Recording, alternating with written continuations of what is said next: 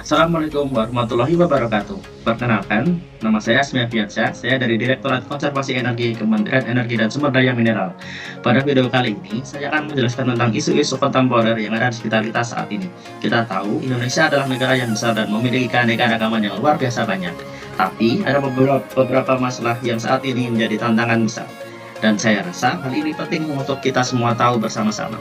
Apa aja sih isu dan tantangan yang sekarang banyak ada di masyarakat Indonesia?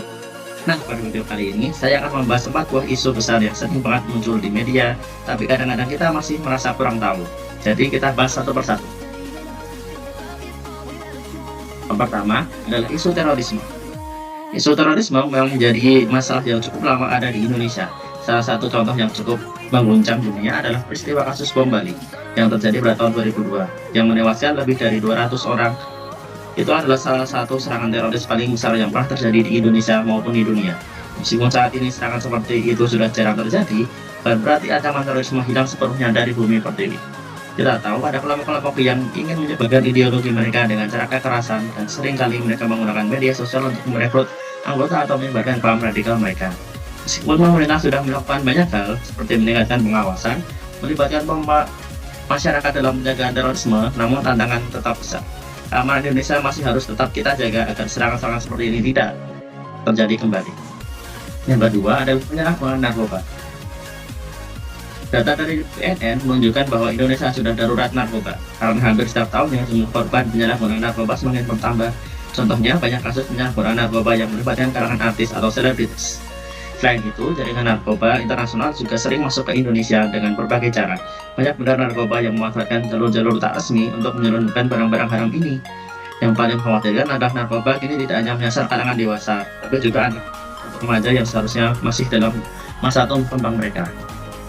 Yang ketiga adalah penyebaran hoax. Isu penyebaran informasi palsu ini semakin marak di media sosial akhir-akhir ini. Contohnya pada saat pemilu, banyak sekali berita palsu yang sengaja disebarkan untuk mendiskreditkan salah satu calon presiden. Salah satu hoax yang sempat viral adalah soal kartu sakti yang diklaim bisa memberikan berbagai keuntungan hanya dengan menggunakan nomor tertentu. Padahal itu semua hanyalah tipu daya dari beberapa orang saja. Hoax bisa juga menyebar dengan cepat, dan kadang-kadang sulit untuk membedakan mana yang benar dan mana yang salah. Apalagi dengan adanya aplikasi-aplikasi yang mempermudah orang untuk mengedit video dan foto dengan AI, informasi yang nggak benar bisa terlihat sangat mudah untuk dipercaya. Ini jadi masalah besar karena bisa mempengaruhi keputusan orang, bahkan mengubah pandangan mereka terhadap hal-hal yang dirasa penting. Dan yang terakhir adalah korupsi.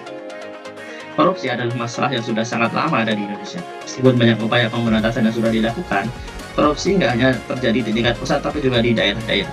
Kasus korupsi EKTP adalah salah satu yang sangat menyita perhatian publik karena melibatkan banyak pejabat, menyebabkan kerugian negara yang sangat besar. Tantangannya adalah bagaimana kita bisa memastikan bahwa sistem yang ada benar-benar berjalan, transparan dan adil, sehingga korupsi bisa diberantas sepenuhnya. Korupsi nggak hanya merugikan negara, tapi juga mempengaruhi kualitas layanan publik. Kalau pejabatnya aja korup, yang kena dampaknya ya kita ini sebagai rakyat kecil.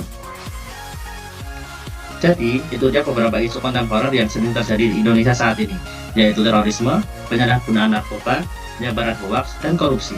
Semua isu itu sangat mempengaruhi kehidupan kita sehari-hari, dan kita sebagai warga negara harus lebih peduli dan bijak menghadapi setiap permasalahan.